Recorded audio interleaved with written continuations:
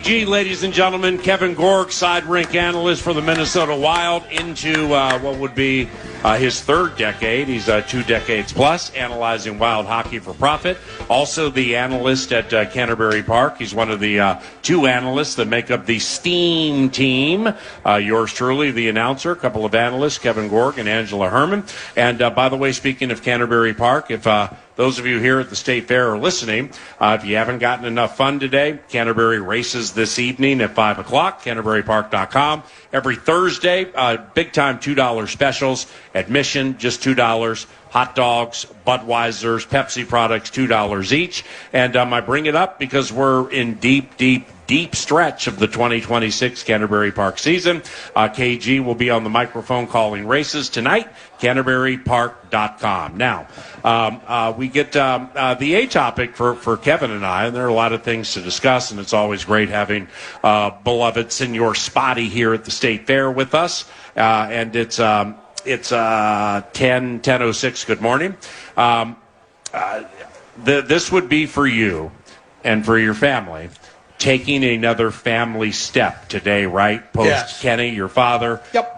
Who loved the State Fair. He would have been 87 years of age today. May God rest the soul of Kenny Gorg, who died within the last month and change. And good morning. Good morning. Yeah, we're all going to be out here today. My 2 sisters, Laura and Kelly, are on their way. My lovely daughter, Maddie, is sitting straight in front of us. There she is. There's Miss Hi, Maddie. Maddie. Yeah, it's emotional for It's sure. unbelievable how much she's grown up. She's almost 30. So anyway, yeah, it's one of those days, like, we always look forward to coming to the fair. I'm 59. I've been coming since I was 6 or 7. It was my dad's thing. And so he would sit at the Liney Lodge. He'd park there, listen to music, wait for the parade. So it's going to be a little emotional for sure. He lived a great life. He lived to be 86. We have great memories. Yes, it's going to be one of those days today where you kind of check off the box like it's an emotional hurdle, but you celebrate it, and you have some fun today at the fair. I'll go down and call the races. It's an awesome day, and we're just going to have a good time. And you and I have been friends, pretty much since the first year I got here in 1998. But we've been very close friends for more than a quarter century, which means, even though I wouldn't see his father Kenny a lot, he'd come to the racetrack occasionally.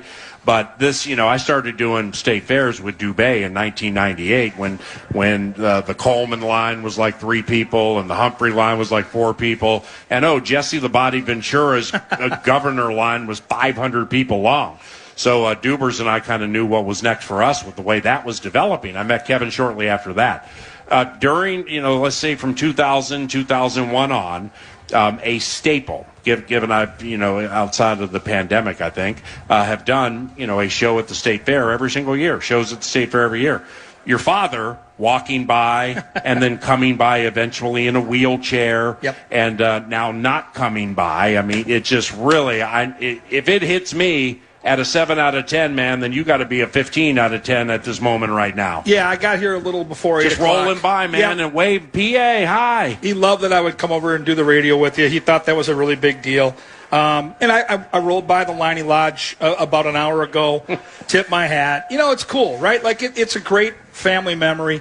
Kenny, kind of the king of the whole clan, 8 grandkids, me and the girls. Like, it was always so awesome. All about him at the fair. So today we'll celebrate that. It's going to be good. I like your Broncos to get to the Super Bowl. What really? Do you think? What do you think of that? Well, as long as they can keep Bo Nix healthy, I think they would have been there last year. Remember, I'm in a hotel room on the road with the Wild celebrating this Bronco victory that's going to put them in the AFC Championship. It was a topsy-turvy game at home against Josh Allen and the Bills, and literally 6 minutes after I'm done tweeting about Bo Nix, here we go to the Super Bowl, Adam Schefter tweets out that he's hurt and he's done for the year, and I'm Crazy. like, how does that happen? And it happened on a fluke play when they were getting ready to kneel the ball down. So if they keep him healthy, I think they have the best defense in football, so they're going to be in every game. But I got to tell you, like the Vikings, their schedule is really tough. With the game tomorrow night at 8 o'clock, it's a Sean Payton-led team. So therefore, you really have to do a different kind of preseason job to turn over certain rocks. And what did he do here? And what did he say there? Like what I mean is Sean Payton, coach of the Broncos, said, I think a month ago, 3 weeks ago maybe, that Bo Nix, off this injury Spotty mentioned, He's going to play in our second and third preseason games. All right. Well, so far he's held to his word. Didn't play in the first, did play in the second. Now, there are handshake rules of engagement coaches have when it comes to preseason games. I'm just, I wouldn't be surprised if Bo played tomorrow night. When it gets to like Jalen Waddle, Cortland Sutton, those would be a couple of no's for me. Patrick Surtain, that would be a no for me. But I do think he's going to roll out a couple of his guys, including maybe Bo Nix for a series tomorrow night. Watch out for those blitzes. Well, if he does, you better watch out for those blitzes. Jackson Dart found out the hard way, right? Yeah, Running back misses the assignment. No, I mean that. You know that B-Flow is not going to hold back. And so I would guess it'd be a series, maybe 2 series. They want him to get that confidence back on his ankle, and that's all good. But you got to have him upright come week 1, or they have no chance. So yeah, I'll be watching and I'll be holding my breath. Yeah, my Denver-related sources tell me he looks extremely good in training camp. Yes, they didn't have any joint practices. Okay, really? Yeah, Peyton's not negative on joints, but he didn't have any this year. He couldn't get anything going. Honestly, I was told he didn't want them. So that's another reason that he may want to play some of his guys, not many, but maybe a handful for just a little bit. But what got me over the hump with your favorite team, the Denver Broncos, was I was listening to NFL radio, and they were doing Broncos camp. So they were at Englewood, Colorado, where the Broncos have training camp. So I'm listening to Bo Nix, and I'm listening to Sean Payton, and there was just kind of a common thread there about how important it is that Sean has given up play calling duty. Now, Sean Payton is one of the great offensive minds and problem solvers during the courses of games in the history of the NFL. So for him to take a back seat to play calling, he's giving it to former quarterback Davis Webb because he thinks to win the Super Bowl, if I'm the CEO, okay, now he's not going to be like clomping on the DB's room or clomping on the Will Lutz and things like that in his meeting room. But he's taking an overseeing kind of approach, and he's letting Davis Webb call the games for now. To take that step back for Sean Payton and recognize this is what I think we need to get there and win it, but I have to give up what I enjoy doing most, calling plays, and he did.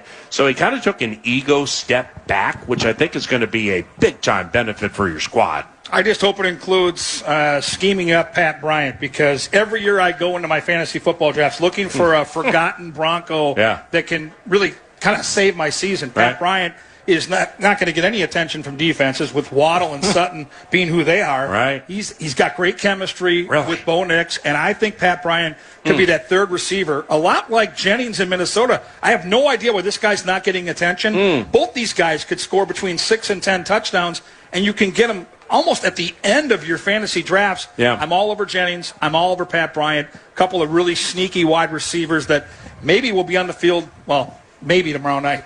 Spotty already thinking about the fantasy leagues and season totals and stuff. Marvin Mims Jr., their true third receiver, I do believe we'll see him tomorrow night. I wouldn't count on Sutton or Waddle. Defensively, Jonathan Cooper, don't know what he did to get under the skin of Sean Payton, but he may be playing tomorrow night. Wow. So we have Lil Jordan Humphrey on the game calling chart. Yeah, for like 3 quarters. Yeah, Lil Jordan Humphrey. I like hearing you say that. He's on the borderline a little bit, Lil Jordan. He's been with Sean Payton like all the way back to, he's 8th year from Texas, all the way back to New Orleans. Somehow, something called Lil Jordan Humphrey keeps making NFL teams, and just when you think he doesn't count, he has like some 70-yard touchdown in a huge game at the end of the year, Lil Jordan Humphrey. All right, lastly, stupid question. Was Evan Ingram on the Broncos last year, the tight end? Yes. How'd he do? Just okay. Okay, so it was his first year last year? Yeah, and he wasn't great. They don't really use the tight end. Cortland Sutton's Adam been their Troutman, guy. though. I know. It just hasn't They just drafted a cat, too, I think. They've got some something depth. jolly. Yeah, and I don't know what that, more of a blocking type of tight end, but, their offense is literally going to be typical Sean Payton offense. They're going to use all the receivers. They've got multiple running backs. I still think R.J. Harvey is the guy that you want, but people are drafting Dobbins. Yep. I like their depth at every position except for quarterback. They cannot have an injury at that position. Now, This is our Steve's Appliances Marathon segment. Got to do it. Steve's Appliances, stevesappliances.com. It's located in Mounds View, 7,000 square foot showroom. And they're having a Labor Day sale right now where you get a free 2-year warranty with purchases of appliances, $5.99 and higher. And that would include bundling, which they're very good at. So consider Steve's Appliances in Mounds View. Mention 9 to Noon sent you. And by the way, it's 9 miles from here. So when you leave the State Fair, it's only 9 miles from here. Steve's Appliances, mention 9 to Noon. We promise you will save money. We promise you not only will save money, but you'll probably save a lot of money. Steve's Appliances, stevesappliances.com. The Hughesy deal, Russo's all over it. We talk about it a little bit in the Canterbury press box. I don't know if it's hot because, like, you read the tone, you read Michael Russo's stories at The Athletic, and, it kind of elevates the heat factor on everything, where you kind of feel like everything's super hot, and like, wow, this better get done right now. This whole story just gave me anxiety. This is crazy. So what do you think of Quinn Hughes and a new deal with the Wild? Well, it feels a lot like it did last year when we were at the fair talking about Kirill Kaprizov, and we were all in freak-out mode about that, and Billy found a way to get it done right at the last second before the season started. Yeah. I've never felt that Quinn wants to be anywhere other than Minnesota. He really meshed well on and off the ice last year with this hockey team, and he can clearly see this is a cup contender. I think it's obvious this team is ready to win.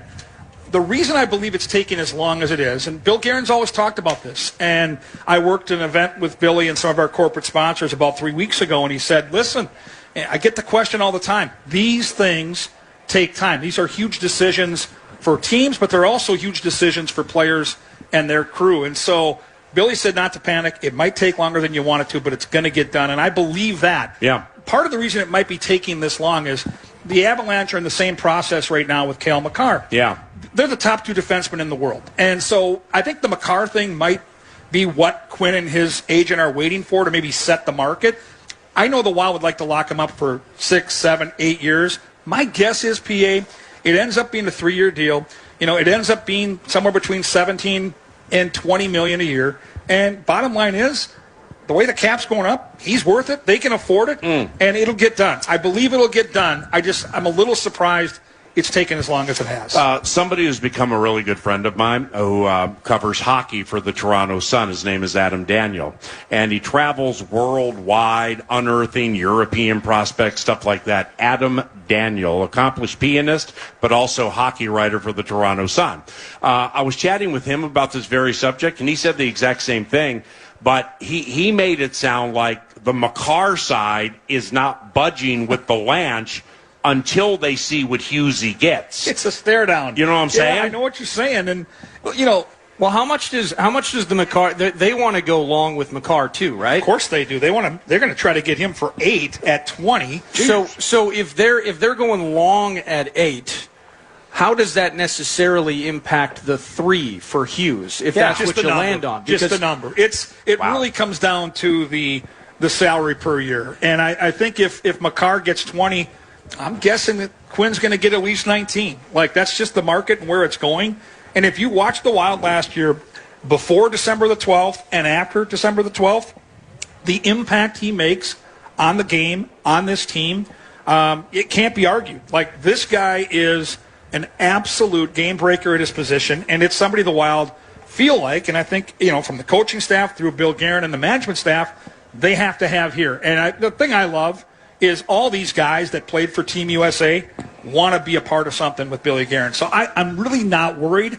I'm just a little bit taken back by the time it's taken. Right. Yeah, and maybe we're in a bubble here. This feels like the Makar and Hughes thing. That's about as big as it gets in terms of league talkers over the summer, right? For sure. A lot of eyeballs on it. I've seen New Jersey Devils fans verbally sparring via the internet with they're Russo. upset. They're upset because Russo stirred the pot and kind of insinuated that maybe Quinn wants to sign a 3-year deal, which would line up with his brother Jack, which would now put. Well, then if you lock up Quinn for 3, the feeling is Jack's going to tell the Devils when his 3 years is up there, because he's got 3 left in New Jersey, that he wants to go to Minnesota. And so Devils fans are taking it real personal when guys like Mike Russo, with the credibility that Michael has, are throwing those jabs out there. And, listen, the Hughes brothers are extremely tight. Jack Hughes was at 2 playoff games last year down at Grand Casino Arena. Mm-hmm. He just happened to be at the game where they beat Dallas in that must-win Game 4. Yep. And the roof, when Boldy scored that goal, nearly came off the building. Yeah. He was also at the game against Colorado, Game 3, another must-win where the crowd was electric, and he was in a suite for both those games. Those just happened to be the only 2 games that Jack attended, and I'm certain he left there and said, maybe Newark doesn't look as good as I thought it looked. I want to be in St. Paul. So Devils fans are a little insecure right now. Well, I was laughing about Russo's article, and it's everything that we can talk about Coach Hines and various things, but in the second paragraph, one source, speaking on the condition of anonymity to discuss negotiations that are not public, went as far to tell the Athletic on Tuesday that the rumors are bull bleep, made up and invented BS by bloggers. Now, I don't know how. I'm not a journalist. But if that's not Bill Garrett, I don't know who that's brilliant. Is. Are you the blogger one quote? Gets to those guys. You don't want to call them bloggers, so I'm not going there. Billy G's like, all this negativity that's in this town sucks. Do you love Jalen Waddle? And if so, why? Love's a stretch. I really like him. I think he's being a little bit overvalued by the pundits, whether it's in fantasy or real football. I think he's really solid. I think he's another piece to the puzzle. I don't think he's going to be a complete game breaker like we've seen at that position. Tyreek Hill to me is more of a game breaker than Waddle ever was. He's a possession guy. He can stretch the field more than a Cortland Sutton late in his career. But I look at him as a solid addition that adds some depth where the Broncos probably needed it, because they really, really leaned on Cortland Sutton probably too much last year, and teams started to pick up on that and really double him up in the scoring zone. So he'll help for sure. But the Broncos are a team built around 5 or 6 weapons, and he's just one of them. It's the 9 to noon radio show from the State Fair, Carousel Park, adjacent to the grandstand. That's Nordo, the producer. I'm Paul Allen. Kevin Gorg between us at Gorgomatic21 via X. PJ Fleck will be here 40 minutes from now with the Gophers Football Weekly Show. More with Senor Spotty when we return to the Great Minnesota Get-Together on KFAN. The 3 F's. Football.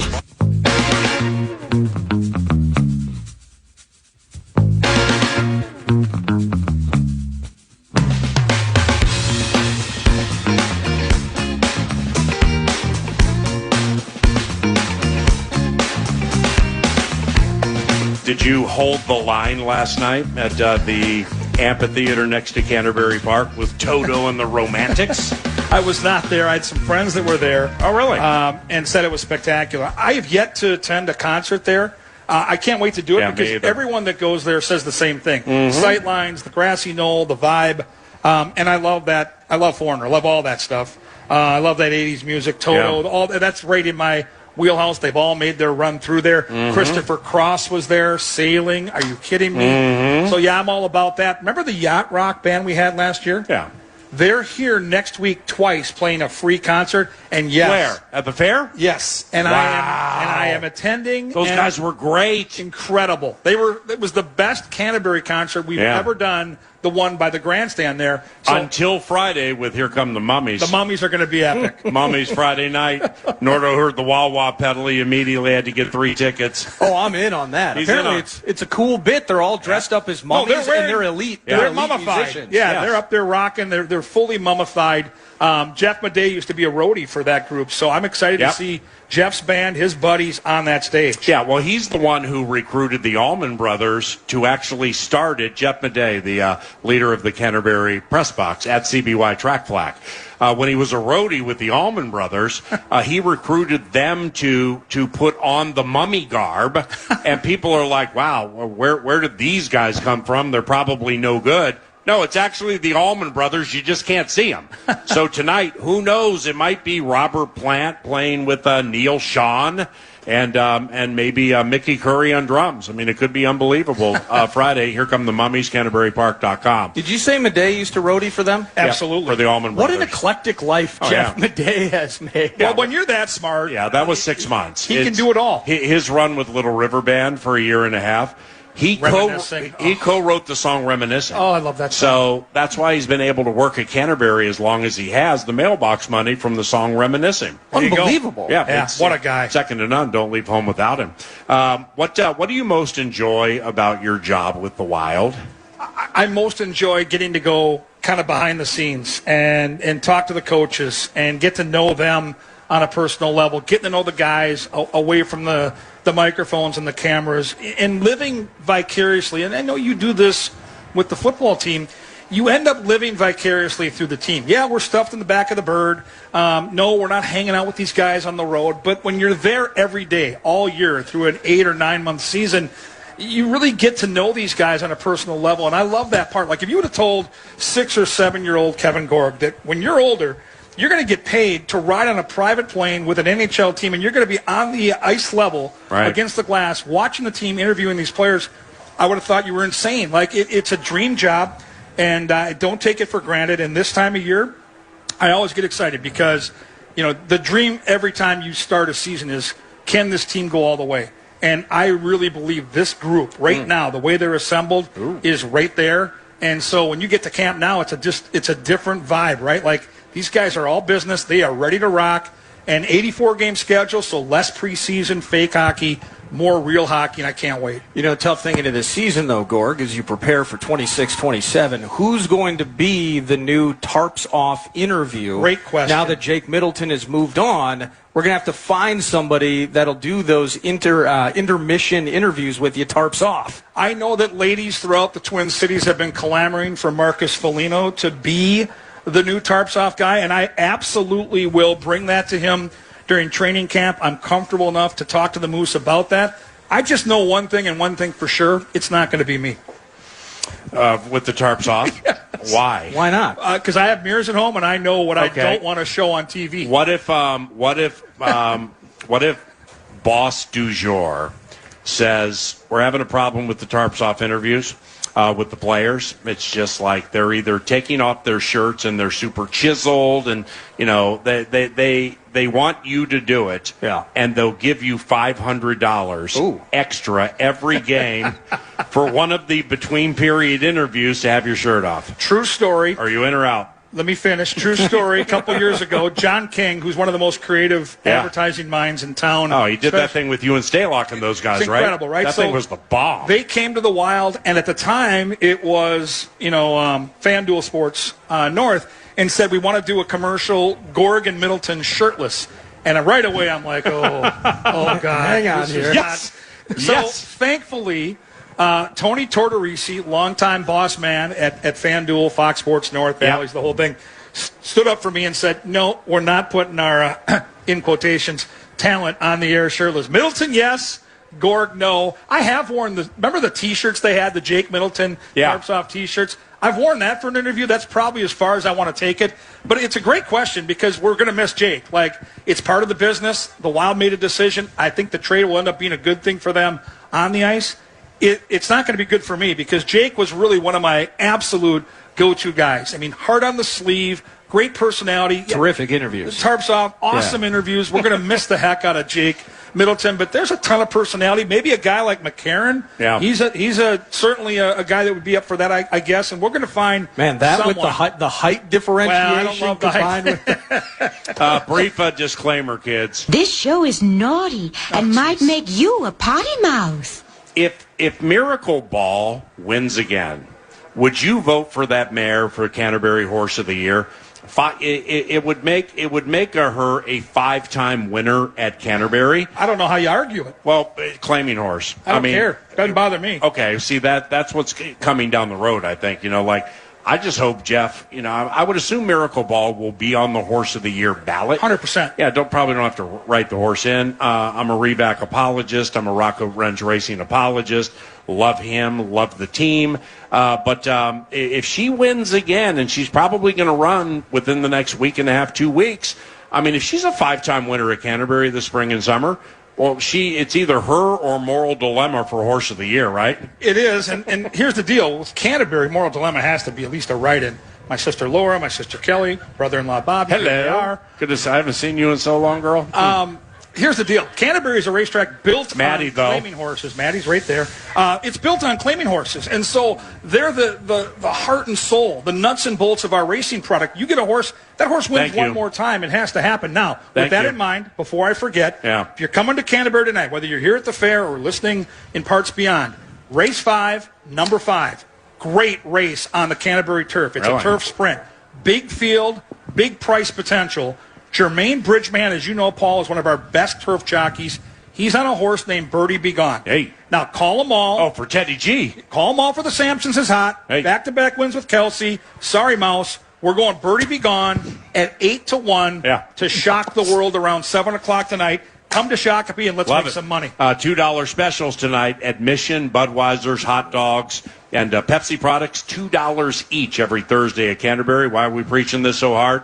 A, because we love the place. Yes. And B, because the season is in deep stretch. So not many of these Thursdays left. CanterburyPark.com. And $3 for Dave's Faves. Dave's Faves absolutely stole the show last week. He nearly did something that had never happened in the history of the track. Nearly swept the Perfect card. He went 7 for 8. And it was newsworthy. The other reason to come tonight is the beautiful and talented Angela Herman will be in the paddock. Paul's gone. Paul's going to Denver. I'll go to the booth. I'll be up there calling the races in fill-in fashion.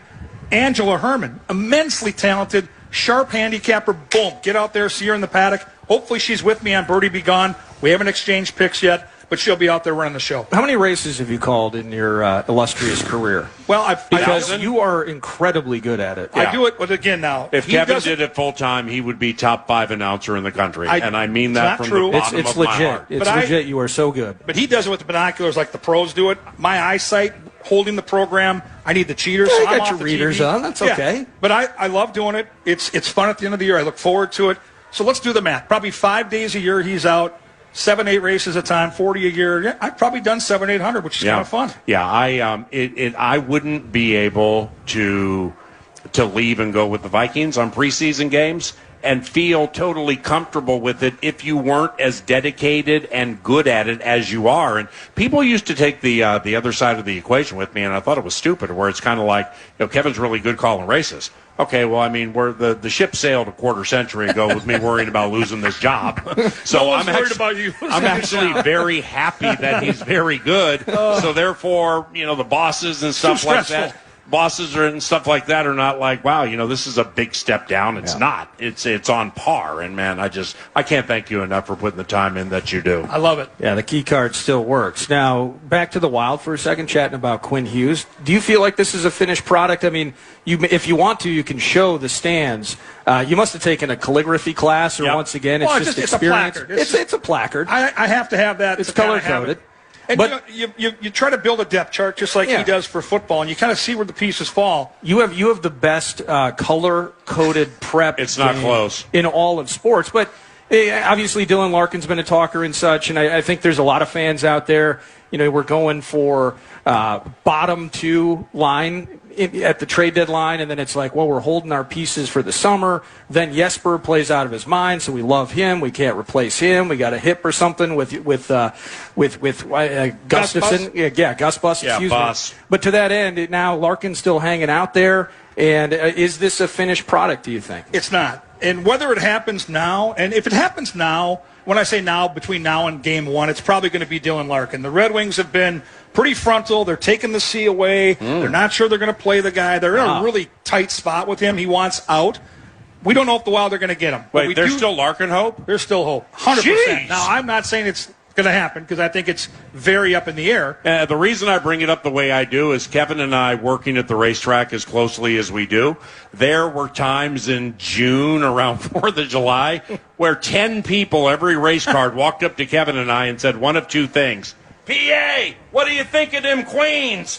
Or, KG, when we getting Dylan Larkin? So that just caused me to hearken to that. Yeah, it's not over. But again, Bill Guerin is motivated to find a frontline center between now and the deadline. And he proved last year that he can make impactful deals well beyond where we are right here in the summer. He didn't panic a year ago in the summer, and that allowed him the freedom to make the big push in on Quinn Hughes. I believe they've made an offer to Detroit. Detroit still hasn't said no. They're waiting as long as they can to get other offers. Sneaky. Even if you don't get them right away. Couple of things to watch in the training camp. Shabanov, the young Russian that they brought in. Will they try him with Kaprizov? Only 4 preseason games.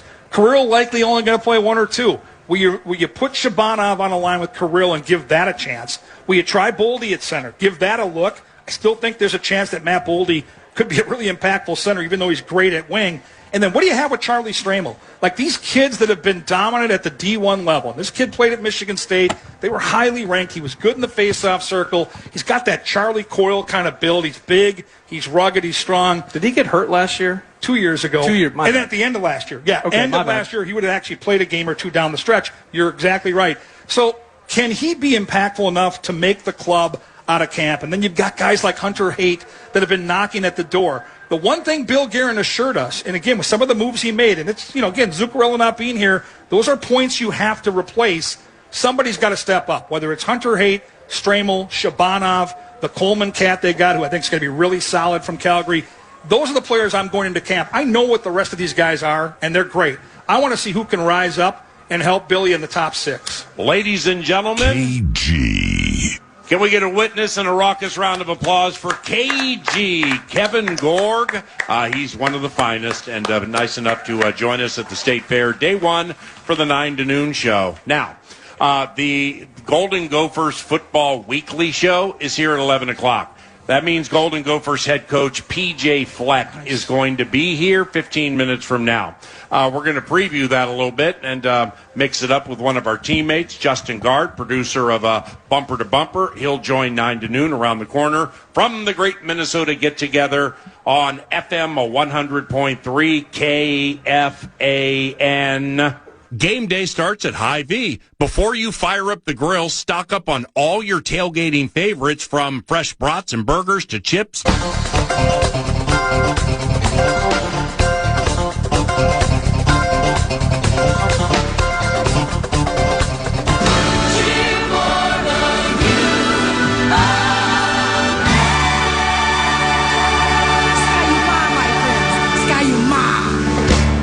Ladies and gentlemen, at the State Fair, we are a mere 15 minutes from the Gophers Football Weekly show featuring head coach P.J. Fleck. Can I get a witness and a raucous round of applause for that fantastic show?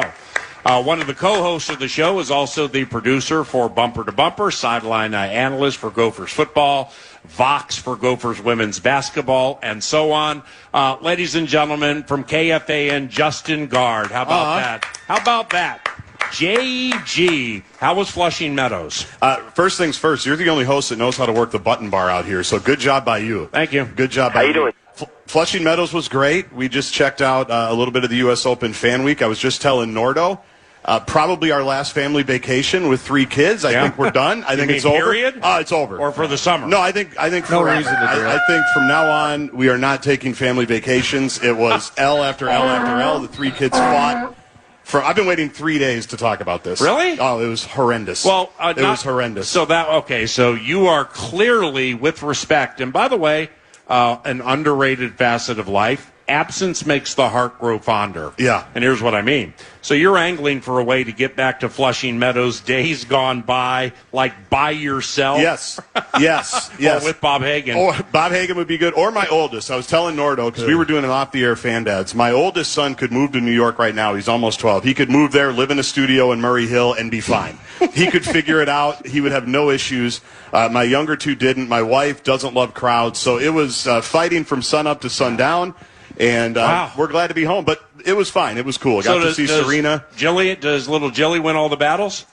I don't think anybody wins. Really? I don't think there's any winners. She's the youngest, just right? Just a lot of tears. Yeah, just a lot of tears. What an don't athlete touch she's me. going to be. And she's feisty. 2 older brothers, right? Correct. Holy cow. Yeah, and so she's basically a dude. Yeah. She's basically the third boy. She'll be blocking Natasha Cloud in about 8 years. She may be. So, yeah, it was fine. There were moments of bliss. We're #blessed as fan dads, but it was good to be in New York. But I am glad that I think they're glad that school's about to start and they don't have to hang with their siblings anymore. Okay, so what's happening today at 11 o'clock? Gophers Football Weekly with P.J. Fleck. Guardsy's here. I would assume Mike Grimm. Yes, he'll be here. He's here. Who else? Just you two? Yeah, the two of us and the head coach, just like the regular season. Well, so the Gophers play next week. First game next week. Right. So it's we had a Gophers Media Day show, 9 to noon I'd say within the last month and change. And so I go out there, and I was coming off a string of vocal maintenance days, so I had to play a little Covenant catch-up. And then I'm starting to look at some things. I got to know Jackson Howard a little bit. I got to know Drake Lindsay through Max Brosmer and Carson Wentz a little bit, believe it or not. So and then last year. So I kind of had a feeling for the vibe. Then I got over there. And then, this is not Barney the Purple Dinosaur related terrorism, copyright Dan Cole. I left it going, are you kidding me? With how deep they are on the defensive line, how excited they are about at least two of these offensive linemen, these receivers, how they fit. If Lindsay takes a jump from goodish to very goodish to very goodish to really goodish, you could be onto something this year, right? I think so, yeah. It's going to be fun. And let's start with the quarterback, who is, you see every mock draft that comes out, it seems like he's moving into the first round. Like, there's a lot of steam and a lot of smoke. Not Carson Wentz, Tanner Morgan. Tanner Morgan knows Drake Lindsay. I knew I messed that up. There we go. It's all good. Covenant cleanup. Yep. No good. We're provided fine. by nobody. Big crowd here. Hey, for Marketing now. at Football. How about that? KFAN.com. Big crowd. Let's go on with that PJ Fleck. So it'll be exciting. I think we'll know a lot in the first month of the season, specifically the end of September, because they go out to Washington, where Washington never loses, in a very cool spot, low clouds, as you know. Yep. So that'll be interesting. Outdoor stadium right on the water. And then they come back to host Michigan, who's in transition but has a stud of a coach, Kyle Whittingham, who's been at Utah forever. Ooh. And basically got forced out of Utah because they had a coach in waiting, said, but I'm not done yet, so I'm going to go coach in the big house. So those two games, if the Gophers can hang and split, then you're like, okay, you might have something here. But to me, it starts with the quarterback. Well, I know PJ will talk a lot about Drake today. He's a stud. There's a reason why they played him last year as a redshirt freshman. You don't have to do that in today's age. Yeah. You can go find a Max Brosmer. You can go find somebody that's older and plug and play. But they wanted to invest in him. They wanted to have a couple of years with him. And I think we saw last year why. He had a good year, and now it's time to take another step. So it does start with the QB, but maybe in the efforts of helping the QB, how much more? I mean, PJ, Vikings fans would joke that Kevin O'Connell almost starts to get the shivers or the withdrawals if he doesn't pass it enough. Mm-hmm. For PJ, getting this run game going in 2026, the issues, whether that was Drake on the fly, changing plays, just trying to learn as the season went on, O-line may be a factor as part of that conversation. How big is it for Darius A to stay healthy? Yep. Estrada et al. In terms of the running back room and Deep cut. And the Minnesota Moving Company College Edition being better this year as well. Said at the Vikings camp, the conversations are very similar with the two offenses in that they were horrible running the ball last year. Terrible. And PJ said it in Chicago at Big Ten Media Day. He said, I didn't like it. And there's a number of reasons for it. You hit the A topic, Darius not being healthy for an entire year. That was an L. They also lost their second running back, A.J. Turner, deep in the night in Cal. He was banged for the season. He is expected to be back. Their offensive line was not physical enough, and that's why they couldn't run the ball. The games that Darius played, he's averaging 5 yards a carry. He had to miss a lot of tackles. Ryan Burns would look at the Pro Football Focus every week and say nobody's missing more tackles than Darius Taylor. Behind the line of scrimmage, that's a problem. So Greg Harbaugh, their offensive coordinator, who texts and talked more than people know with Alec Lewis, he went back. He said in the offseason, I usually study passing games. He goes, I studied very few passing games. It was all run games because we didn't have an identity. We don't have an identity. And like the Vikings, you want to help your quarterback, what do you have to do? You got to run the ball better. So that has been, I think, their probably biggest focus of the offseason. Dig it. You've been around this team for so many years, so you can kind of appreciate, like Mo Ibrahim just was here so long, you might as well come back and coach. Yeah. Caledonia's finest, Isaac Frichte, of the wide receivers. It's cool that PJ has kind of opened that pathway for at least a couple of alums to come back and support the offense. And there's a third, Mariano Sori-Marin is the linebackers coach. Wow. He's a young buck. So Very well-spoken kid, too, right? He's the best, yeah. He's the best. He used to come around here. He would do, meals with Mariano. He's a foodie, and he'd do, a food blog, cutest ever. More lucrative to coach in the Big Ten, by the way, than start a food blog. But he would just go around here and do all of that stuff. But no, I think one of PJ's best qualities of the last 10 years is that the alumni do feel like they're a part of the deal, a part of the bit. When I first started in 2011, it was so factioned off. I was a Cal Stahl guy. I was a Murray Warmath guy. I was a Glenn Mason guy. I was a Brewster guy. I was a Jerry Hill guy. Now he has brought everybody under the tent, which I think is cool. That's JG. Gophers Football Weekly with PJ Fleck is coming up next. On behalf of Eric Nordquist and Devin Ward, I'm Paul Allen. That's 9 to noon. Thank you very much for coming out to the fan booth at Carousel Park. May God bless you and all of your families, and have a wonderful day. Podcast today's Paul Allen Show, or listen back to previous show and interviews by going to the iHeartRadio app or KFAN.com. From the 1-800-ASK